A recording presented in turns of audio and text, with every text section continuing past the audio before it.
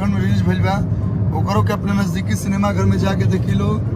आप लोग के आशीर्वाद से सब कुछ अच्छा चल रहा बा। लाल बाबू पंडित जी जुड़ चुकल बनी, प्रणाम बा। यहाँ के एगो फरिश्ता है जो उनकी बहुत ही सुंदर, बहुत ही प्यारा फिल्म बा। डाउट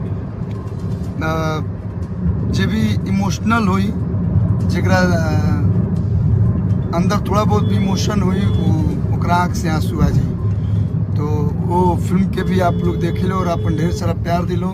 और हम बस ये कहब कि हमने के सब लोग एक बने जाए, सब परिवार एक बा। सब लोग के मिलजुल के रहे के चाहिए। ये लोग दुश्मन भी दोस्त बन जाला। हमने के देखले बन जा कि गांव देहात में, वैसे तो हम ज़्यादा गांव में नहीं खी रहा, शुरू से आप लोग के मालूम बा कि छोट से उम्र में ही हम आप लोग के बीच सिंगिंग कर लगनी। लेकिन देखल जाला कि पट्टीदार में काफ़ी लड़ाई रहेला। भोजपुरी इंडस्ट्री में थोड़ा बहुत लोगन के बीच में गिला शिकवा बा दूर हो जाओ, सब लोग मिलजुल के रहो और सब लोग के फिल्म के आप लोग प्यार और आशीर्वाद दिलो।